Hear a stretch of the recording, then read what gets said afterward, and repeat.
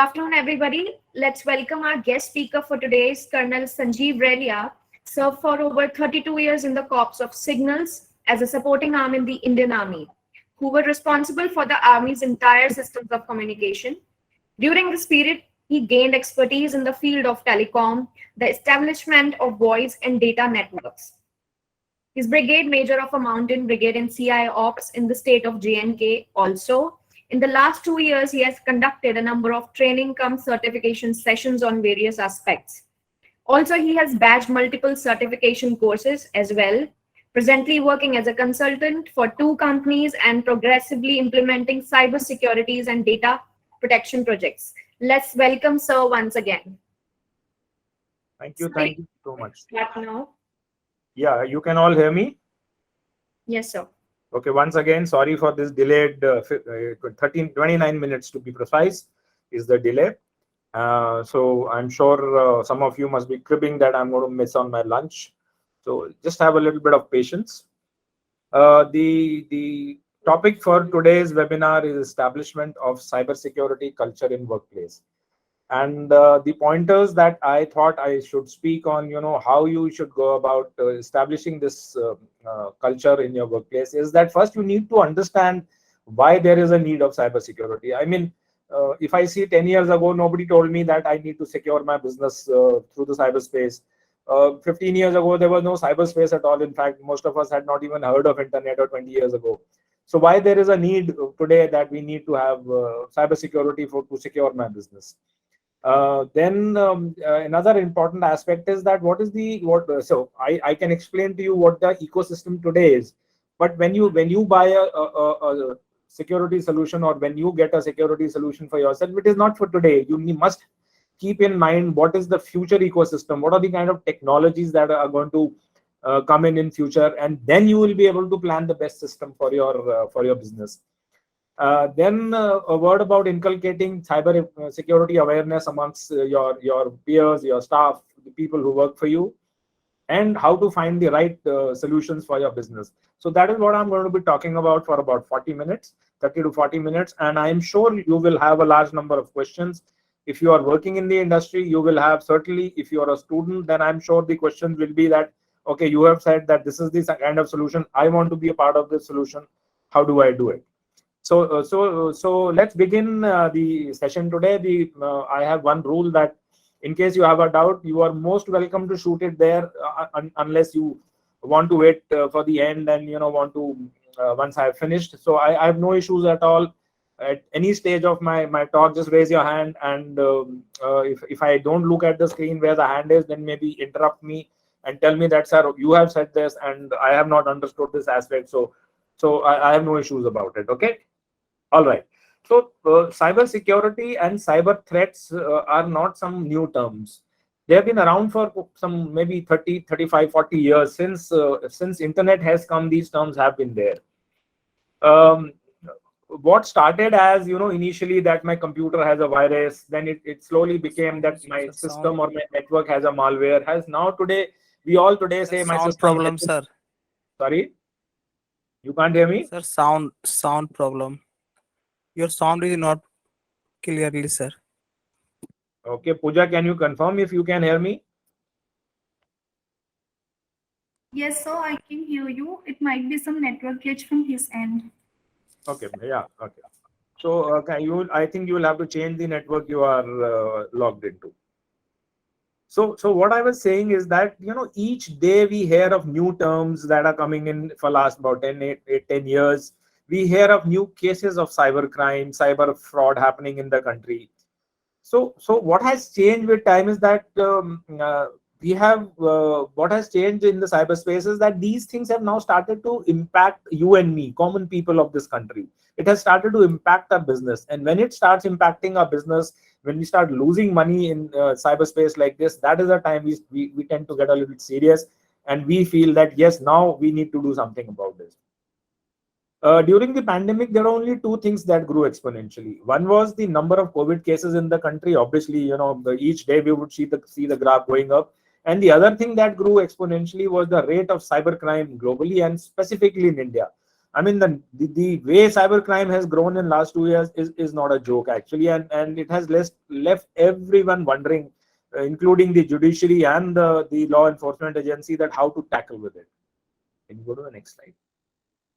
So in the last 2 years, every possible Indian company and business has suffered at the hands of cyber criminals.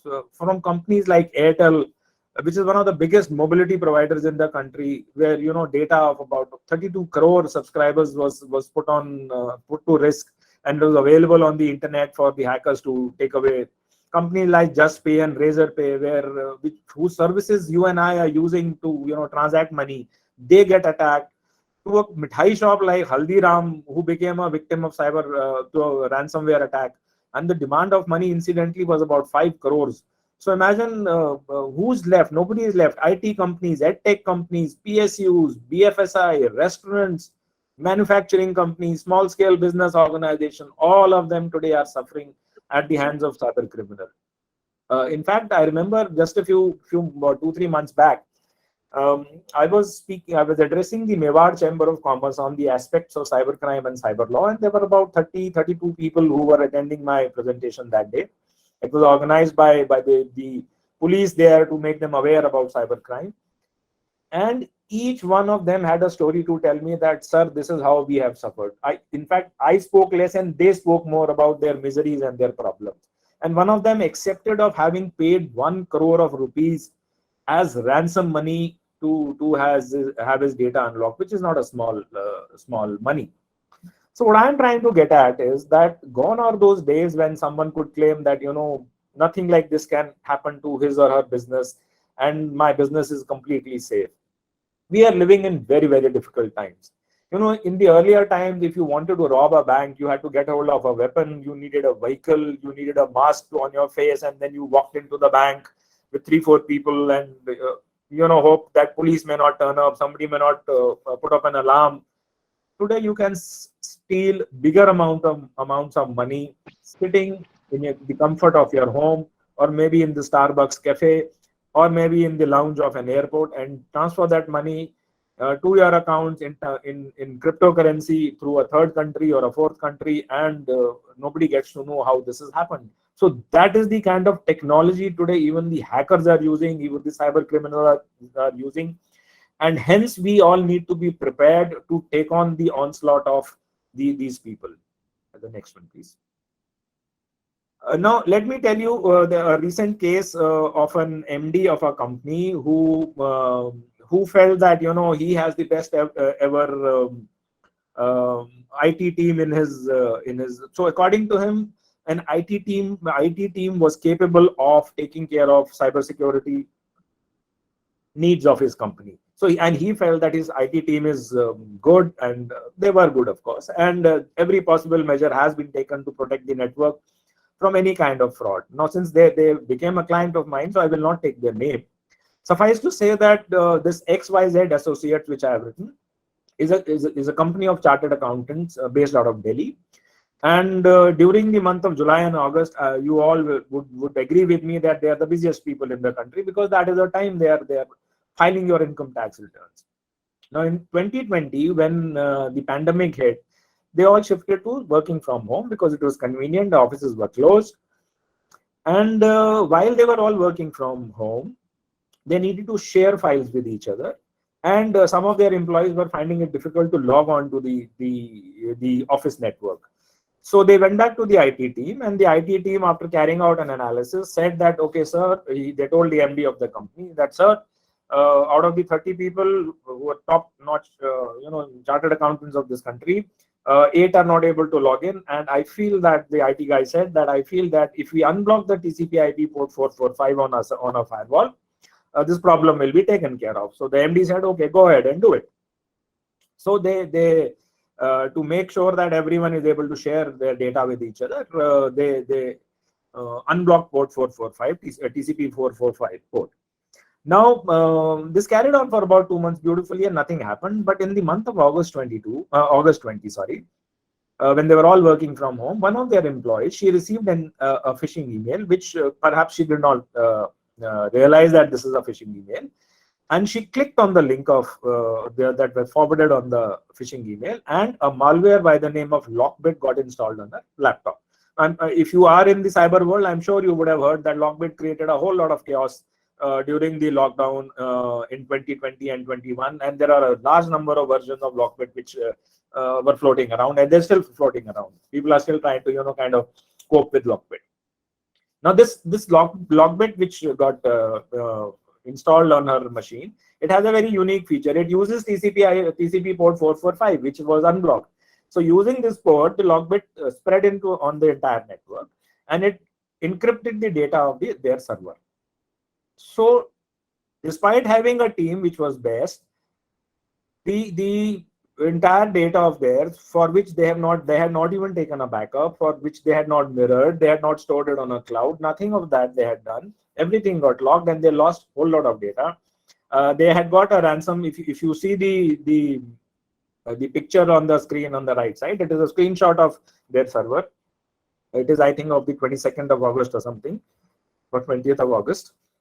And very clearly they asked that this is the ransom money, this is the link, please send. So he was asked for some 6.5 lakhs or whatever, or I'm not really aware what was the exact amount. But the question that arises is that despite having a team, I am still having this. So what is the conclusion? What do I draw out of it? That perhaps these teams are not well prepared for it, that perhaps we are not really aware of what are the kind of threats that are on the net. We are not really trained enough to kind of take care of these threats, and unless we prepare ourselves, we will all suffer at the hands of these cyber criminals.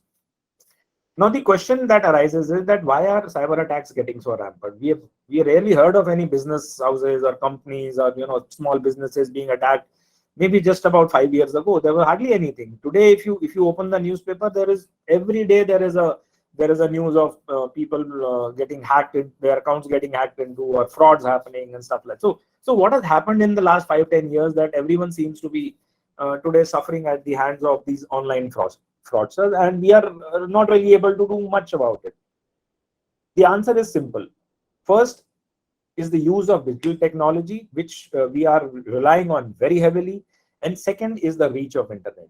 Let me take the second aspect first, which is the reach of internet. Can you click? Today, everyone deals with business requirements online, from shopping to selling to marketing to banking to entertainment to dating. Everything is happening online. India is a country of 1.3 billion people.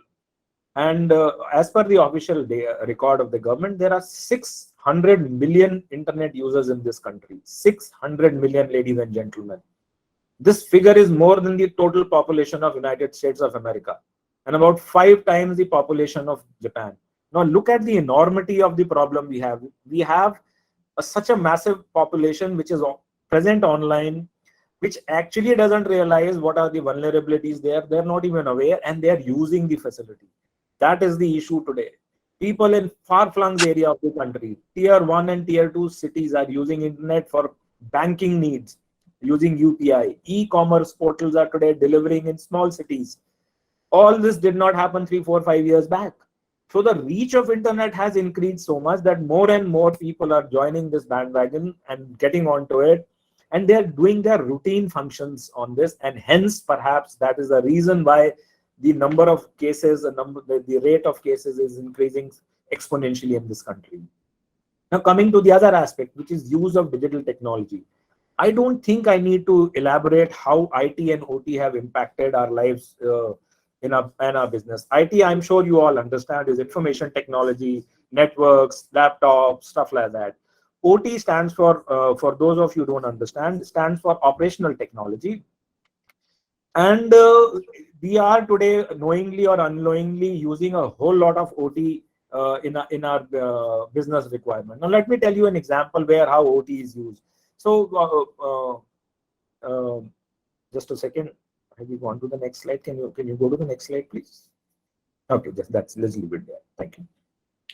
So take example for example the DMRC, the Delhi Metro Rail.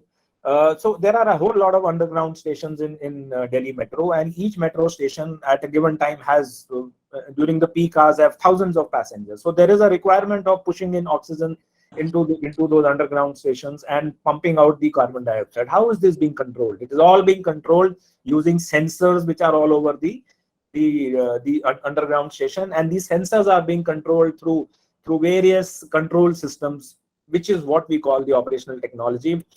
So imagine if this network of these control system is broken into, or the SCADA system is broken into, and at a peak hour where at 5 in the evening, instead of pumping out the carbon dioxide, the oxygen levels are dropped and the carbon dioxide is not pumped in, there will be complete, people will start feeling suffocated inside, and it could result in a stampede. People could die in it. So look at the enormity of an attack on an OT system. It could cause death. It could we'll have to pay with our lives. So that is the reach of a cyber attack today.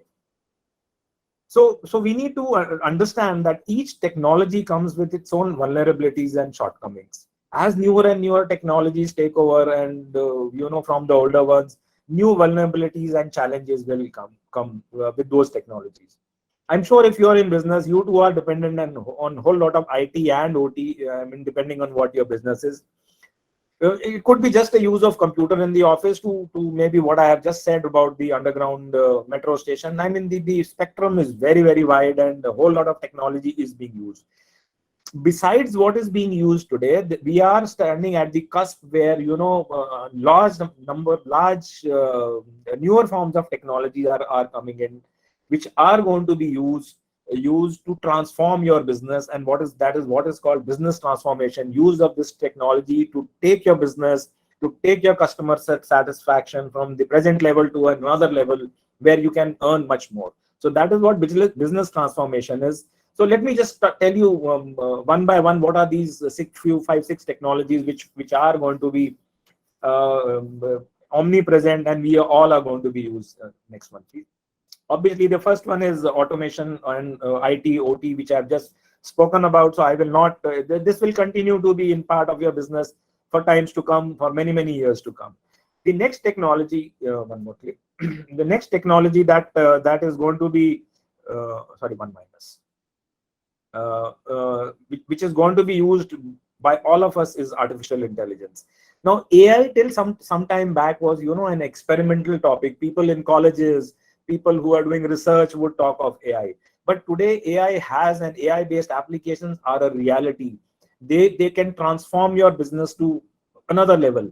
And very soon you will find that you and I will be using these AI-based applications for various things in our business, whether it is carrying out the analytics of our customers, whether it is giving a better service to the customers.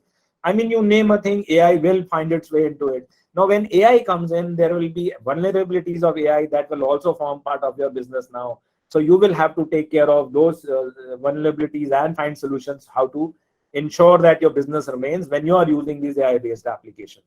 This next big thing is data analytics. Data today is exploding. It is there everywhere. Everyone is talking of data. In fact, the most sold thing today in the market is the human brain, because our brain is being targeted with all this data. And data is being, especially in India, everything is happening unethically because we do not have a Data Protection Act as on date. If your business is dealing with European countries, if you're dealing with the US, or if you're dealing with countries like Japan and Singapore, all these countries have a Protection Act. And as you use more and more data analytics tool, more and more vulnerabilities come with that, and hence you will have to need to take care of that also. Next thing that is going to transform is your business is cloud. Cloud, ladies and gentlemen, I'm sure all of you have heard. We earlier used cloud only for data storage. Today, cloud is being used for processing. Cloud is being used for I'm looking at a stage when this mobile phone of mine will not be this heavy and this big. It will just be a screen with some battery behind it, and which maybe I'll be able to put on my hand, and everything else will be done in the cloud, whether it is storage of my information, whether processing of my call, or whatever. Everything will happen in the cloud moment 5G network rolls out. So as cloud comes in, and as more and more into our lives, as 5G network comes into our lives, so will the vulnerabilities associated with these technologies come in. The next thing, ladies and gentlemen, is blockchain. Now, all of us think blockchain means cryptocurrency. Blockchain means the dark web. No, no. Blockchain is besides cryptocurrency and the dark web. Where blockchain has tremendous amount of usage in business, especially if you are using if you're storing a whole lot of data of your customers. You will need to get to some kind of cryptographic transparent network where blockchain is the backbone of it. Improving trust in your customers, improving trust of your business, blockchain will be the solution. I mean, BFSI sector will perhaps be one of the biggest, besides the government, will be one of the biggest users of blockchain in the next few years. And if you happen to work as a CISO of a BFSI industry, you will have to look into blockchain and the vulnerabilities that will come with blockchain technology. Now, the next aspect is data infrastructure. Now, what is data infrastructure? Data infrastructure is that, data is omnipresent today. It is not that earlier it used to be only on our laptops, maybe in the memory. Then while it is moving on the network, then there came these data pools. Now there is cloud. So data is moving around. It is omnipresent. It doesn't stay static at one place. And newer forms of technologies are coming into for storage of this data, for movement of this data, for digitization of your data, for conversion of data into an encrypted form, and management of data, and a whole lot of things. So as newer and newer applications come in to make your business simpler, handling of data simpler, maybe newer technologies will come in. So now remember the next one. Please remember that each of new technologies will come with their set of vulnerabilities and challenges, which you and I, as CISO of a company, or as the IT team, or the cybersecurity team of a company, or if you're a student who should be soon joining the technology world of cybersecurity, will have to rise up to the challenge and embrace each one of them. Before we embrace this technology for our business, we will have to make sure that the vulnerabilities and challenges are taken care of. Now, that can only be done if you have a sound cybersecurity policy in your organization, and then out of this policy you have derived an actionable plan, and that plan has been put into action. So having a policy, converting it into a plan, and making that plan work is what the cybersecurity or the team cyber people who are responsible for cybersecurity for your organization will do for you. Because unless you have an actionable plan which has been put into a place, there are 4 important losses that will happen to your business. The first is financial loss. I just mentioned that Haldiram had to pay some ransom money of a few crores.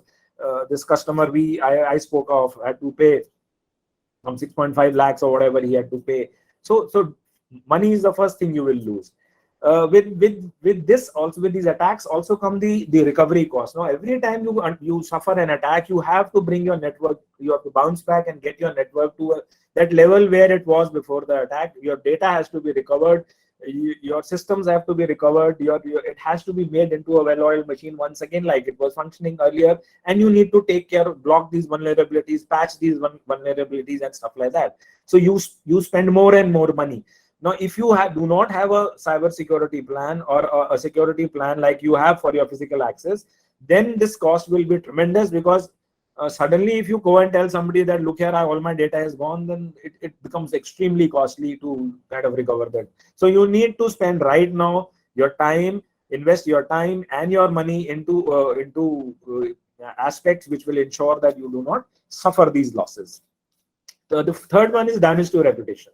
Now, what happened in the case of Airtel? 32 crore subscribers of their data was available freely on the dark web. You could find out whose IMEI number is what is his mobile number, whether he's a male or a female, age, everything associated with my mobile went on the dark web, and it was available in a few dollars. You could buy it. What does it show? It shows that Airtel as a company perhaps doesn't care. So if I was a subscriber, this was only my data. Suppose I have to invest with a bank my money, and I get to know this happened with Cosmos Bank, which lost 94 crore rupees in 2018 to a hack. Now, if I was a customer of Cosmos Bank, which is based out of Pune, my biggest worry would be that, is my money safe with this bank or not? So the reputation of that bank took a hit. more than the financial losses, and it lost a large number of customers which were already existing, because the reputation took a hit, and maybe perhaps a large number of new customers did not come in for a while till they had the faith in the bank again. So it takes years to get this reputation in place, and it takes just one attack, cyber attack, to get it down into the dumps, and you become the villain in the market. And the last one is, of course, the damage to other companies that supply or connectivity to you. Now, let me give you an example. There's a company by the name of Lockheed Martin in US, which is responsible for production of the best fighter aircrafts in the world, the F-60, F-Series, F-15, F-16, F-35. They are all produced by the Lockheed Martin. F-35 was, a few years back, was a program which was being researched and developed. And Lockheed Martin had a whole lot of these defense suppliers who were supplying them with various components for the F-35. Now, the Chinese decided to target one of these defense contractors. They took away the entire design of the F-35 fighter aircraft, which was being developed by Lockheed Martin in the US. And before the F-35 could come out in the market, the Chinese came out with a J-20 fighter, which looked exactly like the F-35. Now, because of the negligence of one of the defense contractor, the entire thing, so it took, it became a different story. So those are the kind of threats, those are the kind of hacks, those are the kind of things that are happening in cyberspace, which you and me don't even actually, often get to hear. Okay, can we have the next one, please? So this shows the newspaper clipping of. Just go back. The newspaper clipping of how the Chinese had stolen the F-35 technology and used it for making their J-20 stealth fighter. All right. Now, coming to the most important aspects of today's talk is that how do I go about building this cybersecurity culture? So what I have spoken about till now is that there are threats in the cyberspace, and you as a company need to take care of those threats so that you do not become a victim of these cyber attacks. So hence, I need to have a plan. I need to have a policy which which ensures that my business remains safe. I do not lose my reputation. I do not lose my money. I do not lose my clients. And yet my business is getting transformed into the next level of what I'm looking at. All right, the next one, please. So the most important aspect is to remember, ladies and gentlemen, is spreading awareness. Cybersecurity is not the job of a CISO or a CIO. Okay, he's doing what he is doing. It is like, it is like saying that मैंने तो guard बैठा दिया है बाहर gate के ऊपर and I'm safe. No. So everyone who's passing that, like we have those RFID tags today, that everyone who's passing in and out, he is equally responsible to ensure that whoever is entering, there is no extra people who come in with me. Similarly, in cybersecurity, I have to ensure that it is not just the CISO or the CIO who is responsible to ensure the safety of the network. It is all of us put together as a team. If I am working for a company, ABC Corporation, maybe in the accounts department, then I am equally responsible as the CISO is. Or if I am working in the marketing, in the digital marketing field of that company, then I'm equally responsible to ensure the cybersecurity by being aware. Now look at this again. I go back to the example of this XYZ Associates. Had that lady not clicked on the phishing link, had she been aware that this mail is not to be opened on my laptop, which is given to me by my office, on which I log in and I'm dealing with the data of a whole lot of customers, that attack perhaps would have never happened. The CISO or the CTO or whoever was there, he took an action. So in this case, I mean, who do you blame? Do you blame the MD of the company who said, okay, go ahead and open the port or unblock the port? Or do you blame the guy who was the technology guy who recommended? Or you blame the lady who had clicked on the link? I think all of them are equally responsible for it.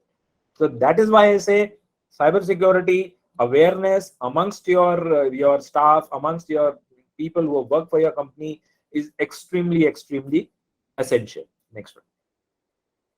Now, this is what I just said, and the other aspect to this is that the work begins from top. So if I am the MD of the company, or if I am the CEO of the company, I need to ensure that these policies trickle down to the last man who's there in the company. Maybe the guard at the gate, maybe the guy who brings in coffee for to me in my office.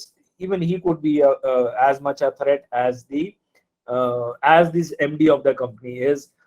So while there is phishing for the smaller people, there is a term called whaling for the bigger people, which targets the CEOs and the MDs and CFOs and stuff like that. So that is fine. But the issue is that each one of us can be targeted. Each one of us who uses technology in the organization can be targeted. Next one, please. Follow a life cycle concept. Now, most companies where I have carried out an audit, I also am part of organization which does these security audits, where I go and carry out this audit. The biggest lacuna I found is that there is nobody knows that when this equipment was purchased, when this laptop was purchased, when this server was purchased, when this firewall was installed, who installed it, what is the life of this, and what will happen to it after it has outlived its life.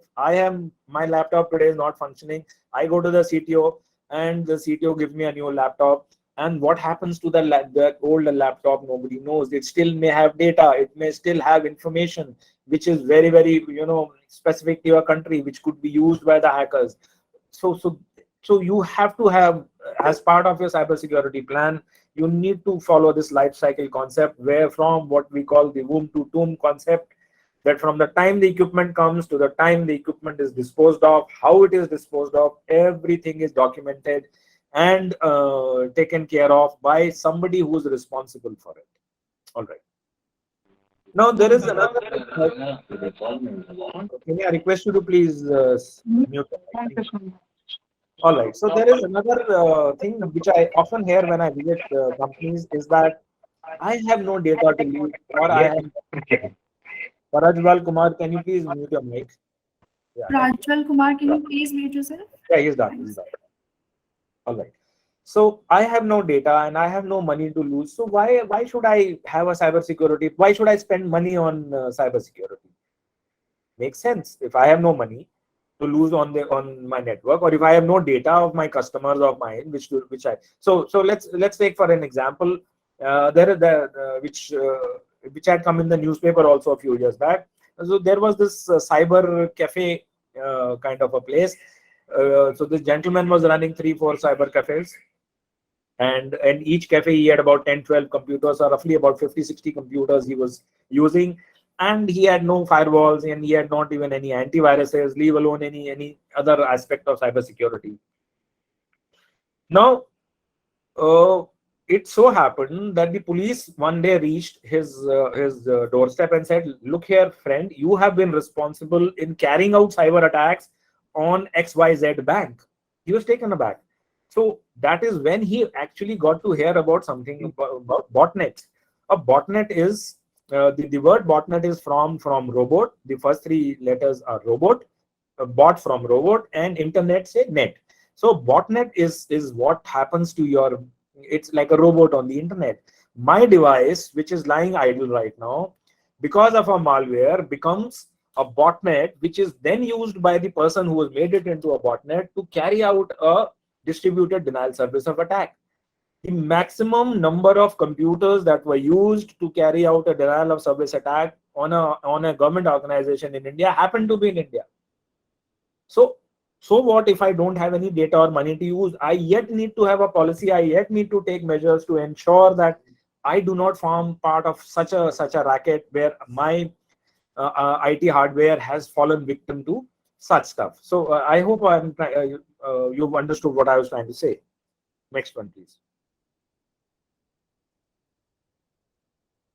All right. Accountability. It is very, very essential that each one is responsible for what actions he is taking while he or she is in the office or working from home, or while traveling. If I lose my laptop while I'm traveling, it could be of a major consequence to the company. So each one of us has to be accountable for ensuring safety of data and equipment. And my recommendation is that make cybersecurity part of a formal employee evaluation. Like you evaluate an employee on his integrity or his loyalty to the company, similarly start evaluating your employees for for cybersecurity awareness, whether he's fit enough to be trusted with the equipment and data. This I have already spoken about. I think as part of my first point, everyone has to be part of this concept. Next one, please. Nominate a CISO and CISO.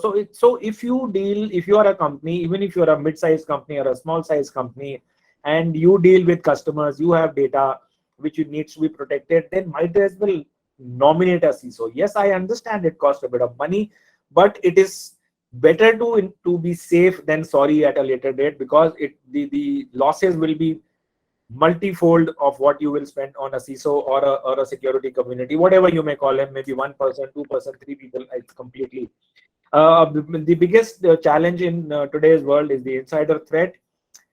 So for which we have to have the right application to monitor if there is an insider threat in my business. If somebody is leaking my data, there are applications available for it today, and as a company you need to invest on such applications. A large number of times we do invest into cybersecurity solutions, but unfortunately we do not really know that what we have invested into and what the problems I have, whether they match or not. It is like going to a doctor. If I have a heart issue, then I need to go to a heart specialist, and I cannot go to a kidney doctor or maybe a orthopedic surgeon and say, look at my heart and tell me what is wrong with me. So a vulnerability assessment is like doing a health checkup of your system. It is like getting all your tests done. So once a year you must get a vulnerability assessment done. If you have a network, if you use data, even if you are working from home, where your employees have carried these machines to their homes, to get to know where the problem lies, which are those places where there is a gap that needs to be plugged. And only after a vulnerability assessment has been done, you will be able to invest into the right kind of solutions.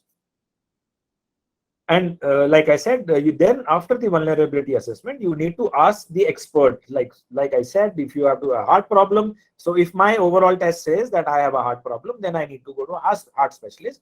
So similarly, when your vulnerability shows that, okay, it is your cloud which has an issue, then I need to go to a specialist who deals with cloud. Or if it shows that the problem lies in the endpoints, then I need to invest into a solution like an XDR or an MDR or whatever is available in the market. All right. And I think the best standard ever made for security techniques and to ensure your data is safe and your business is safe is, I think, ISO 27000 and 27001 certification. If you deal with data, if you deal with foreign customers, you are based in India and your customers are based abroad, then you must look at ISO 27000 certification. There are people who will come and audit. There are people who will come and tell you exactly what are the issues and how to go about it. So get in touch with those experts and get this certification done.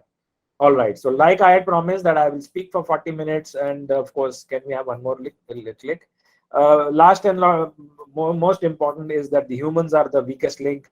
Unless we invest in training our human beings, our IT teams, making our employees aware, cybersecurity will yet remain a challenge. You will keep investing into technologies and you will keep becoming victims of cybercrime and cyber frauds.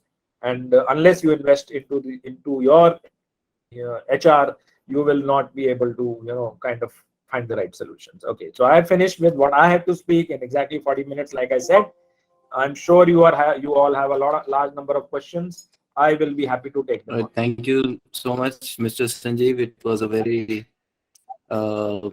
informative session, and there are a lot of things that I gained from this. I have a couple of questions for you, Mr. Sanjeev, if I may have the liberty to ask both of them at once.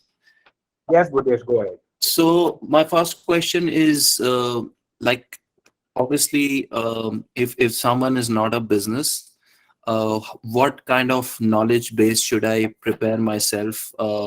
What kind of knowledge base, like for example, in terms of cybersecurity, I'm an individual. I take services from businesses. I don't have no data. Yes, I have my mobile phone, but most of your session was around businesses. So as an individual, can you address some of the points that one needs to be aware of? That's my first question. Real quick, the second question would be, in terms of, let's say if I am taking a service from a business, let's take the example of a telecommunication unit, let's say Airtel, for example, and their data has been compromised.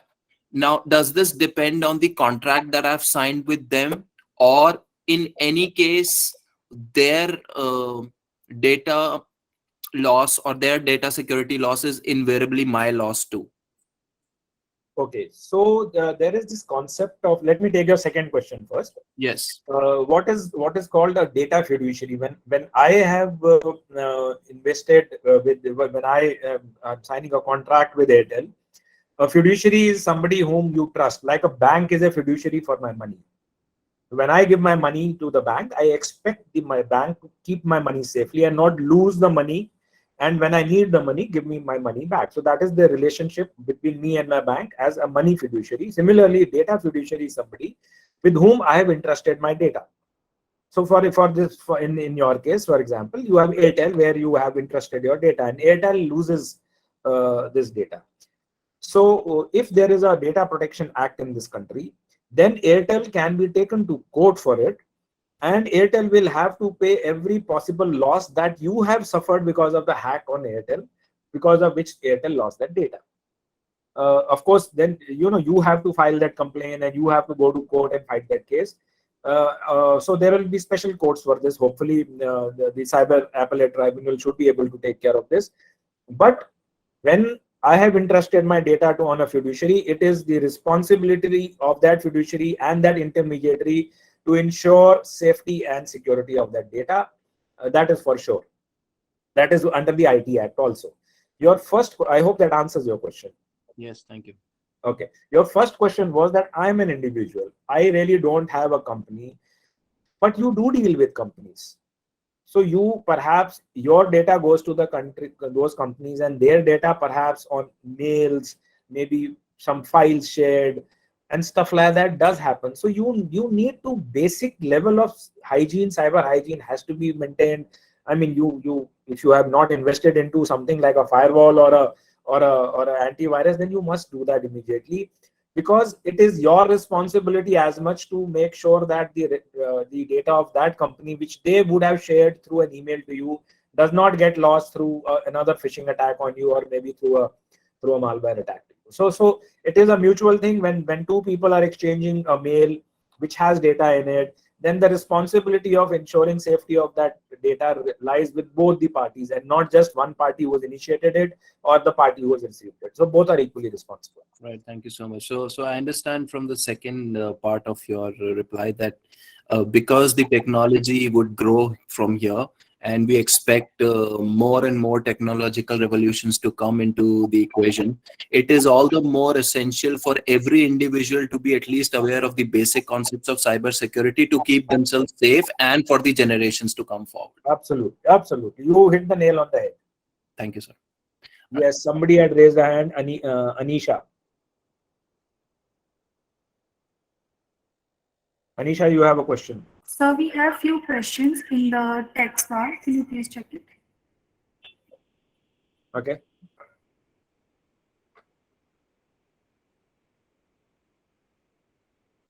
Can you read out the questions for everyone?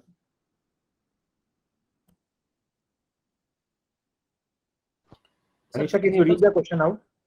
I'll read it out, sir. होगा तो उसके लिए अलग से पढ़ना होगा. Physical cyber security. Yeah, please read, Anisha. Just read the question. Okay, so first question is from Devdutt here. He says that which type of computing will be better for security purposes out of edge computing and cloud computing?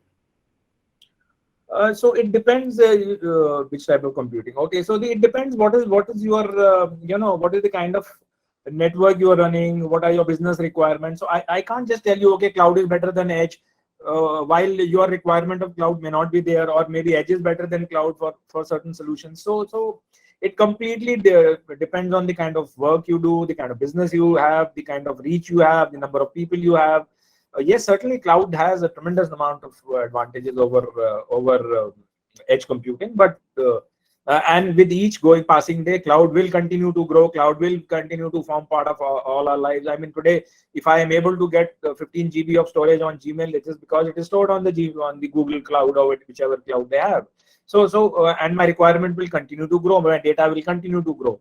So yes, the cloud computing is certainly better, but also then I will say that it depends on your business requirements and what is the kind of work you do. Okay, Abhinandan says, how can we update the recent cybersecurity law? So the government is in the process of updating cybersecurity laws.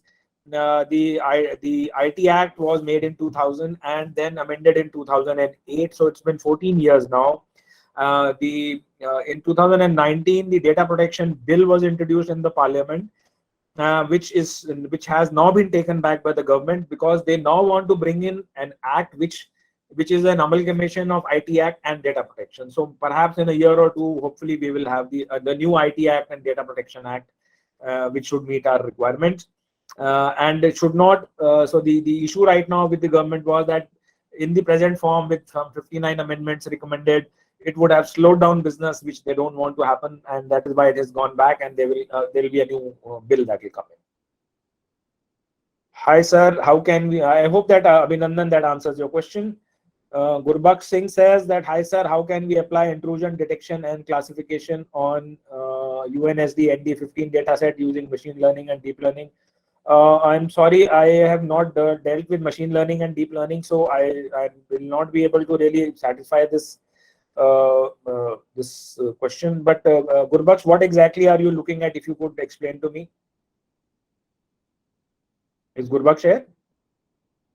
If you could unmute and ask me specifically what exactly are you looking at?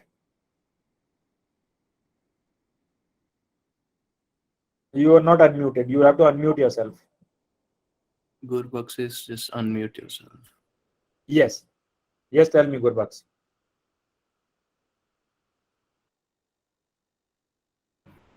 Gurbaksh, you are on mute. You have to unmute yourself first. I think he's trying to do. Yeah. I think maybe If you are unable to unmute yourself, you can also write the question in the box. So till then, can we answer other questions? okay. Sorry. Yeah. Just give me a second. Sure.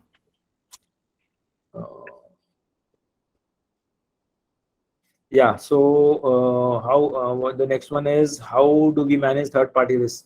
So like I said, third-party, what I mean, you mean is that the vendors we deal with, the other companies we deal with, and their risk become my risk when we are on a network. Yes, certainly it becomes so.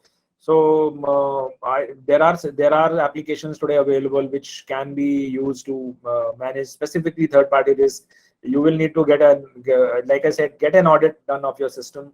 And the person who does the audit will be able to tell you how to take care of these third-party risks. So there are applications today available for it. We get a lot of emails today. How can we differentiate between phishing email and usual email? Well, let me tell you, when about 10, 12, 15 years back, when I came into cybersecurity, people told me it's very easy to find a phishing email, differentiate between a phishing email and a normal email. And let me just show you an example on the presentation of mine, how difficult it is to differentiate between a phishing email and a normal email. Okay, so if I share my screen and a window. Okay, can you see this? Yes, sir. What is the word written? This was the company I used to work with till March this year. What is the word written? Alia Asia. The first word. The first two words are Alia Asia, correct? Right. And the second two words are also Alia Asia, right? Yes. Is there any difference between the two? Can anyone identify any difference between the two?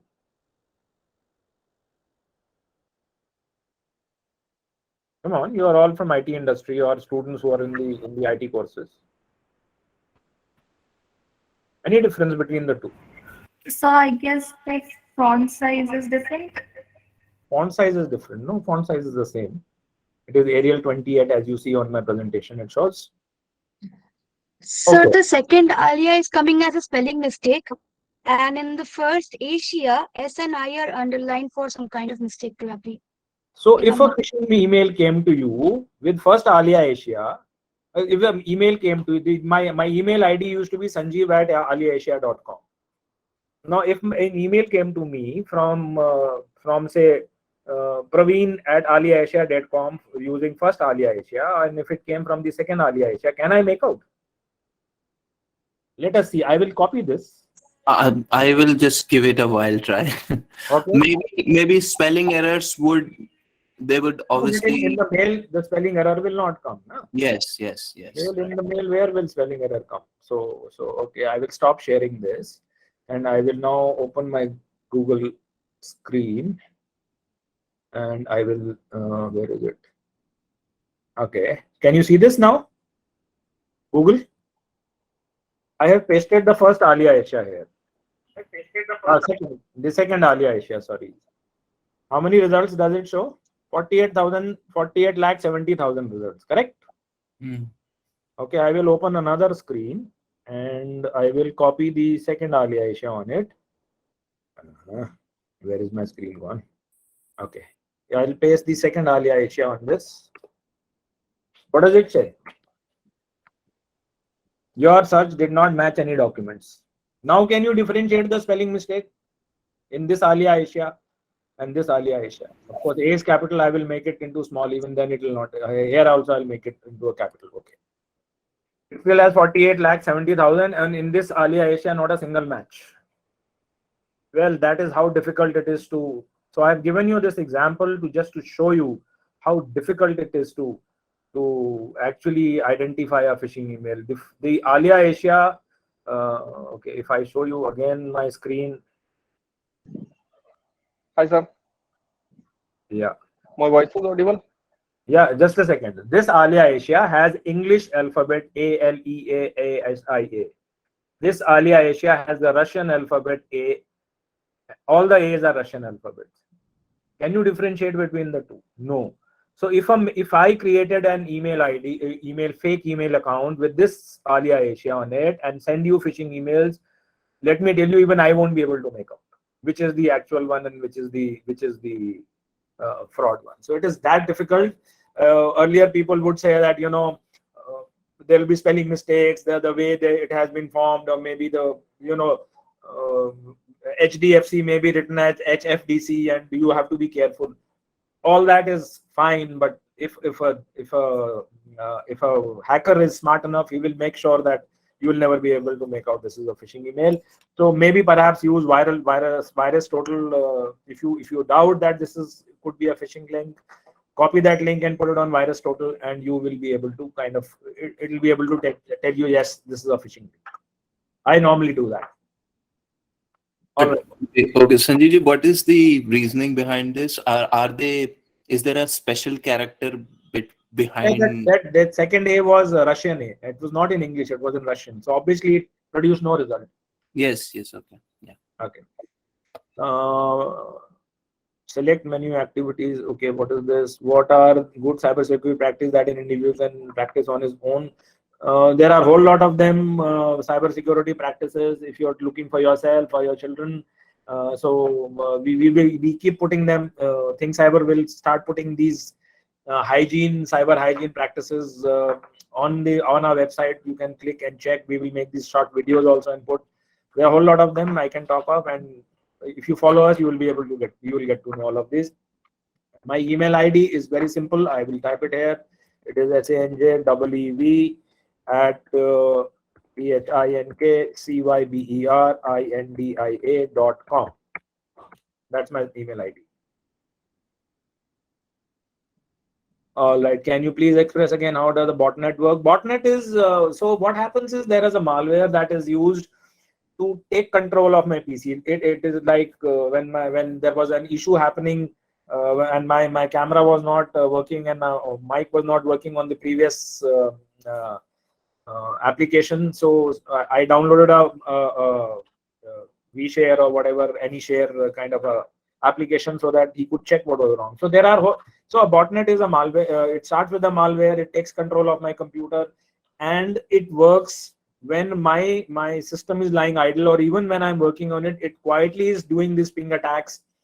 So what is a ping attack? Suppose let's take for example ICICI Bank. It has a server which can take say 1 million ping in a second, where customers are constantly trying to get to the website. So that's called a ping. The first thing that goes is a ping. Now instead of 1 million pings, suppose 10 million pings suddenly land up. What will happen to the website? It'll not be able to handle it, and eventually it may just crash. So a denial of service attack or a distributed denial of service attack does that, and for that I need a large number of computers to generate these pings, and these computers are actually botnets. I hope that Amisha, that satisfies you. Share your email ID. I've done that. Hi sir, I am pursuing PhD in IDS using machine learning. Okay, so we will have a chat. You have my email ID, Gurbucks. We will chat separately about this machine learning. Though I'm not a machine learning, I will admit I'm not a machine learning specialist. All right, any more questions? I don't see any more questions here. Anyone else with anything? Or we call it a day and have lunch? I hope it was of some use to you. Thank you so much, Sanjeev ji. It was really nice. Thank you. Thank you so much, sir. It was really nice session. I just had one last question from my end. Yeah, Pooja. For instance, whenever we install a few apps, it requires like a permission to access to the gallery, camera, or location. Can that be an issue of data threat or something? Absolutely. So when you install an application which is free, please remember there is this old saying that there are no free lunches. When somebody is giving you a free lunch, he will take away something else from you. So when you download an application which comes free of cost, please be rest assured that your entire data will be taken away by that application. Now there used to be this application called Torch earlier, which if my mobile torch has to be switched on, so I had to download an application. That Torch application, which was to switch on my torch, took when I said I agree, which is a contract between me and the application, the person who was put up that application. He took away my mail, he took away my SMSs, he took away my contacts. For what? To switch on a torch, why does he need to access my email? So the issue is that data, which could be critical because I use that data for banking, like my SMSs I use for banking. Why should an application which is a third-party application need those? See my SMSs. So you please be very careful. What are the kind of applications you download? And if you are using your mobile for banking purposes, for UPI payments, your bank account is linked, make sure that you have at least the gaming applications. Please delete it because they are the worst. Or don't use your mobile, but then use it as a fun device and I don't care kind of stuff. Is that okay, Pooja? If we like deny the access when it asks for access, so if we deny it, so can we save our data? So could that be a way? Yeah, you can. So if says that we need access to your data, say no. Or we need access to your email, say no. So okay, the service may get a little limited if you are playing a game, for example, on an application, and it says that I need to access your contacts. Why? No, there is no reason. Say no. So you will be able to yet play the game. Maybe there some part of it may get limited because he will get angry that he's not getting your data. So, but please remember, no free lunches in this world. Everything you do free, you pay by another means. Absolutely, sir. So, anyone has any questions? Okay, sir. I guess we are done. So, thank you so much, sir. It was really a good session. You really helped us to know very basic things about cybersecurity. Thank you so much. I hope everyone have enjoyed it and all of us have got some input which we can use in our daily lives and save all our personal data by using phone, laptops and all. Thank you so much, sir, for this wonderful session. Thank you, participants, for giving your time. Thank you once again. Thank you, sir.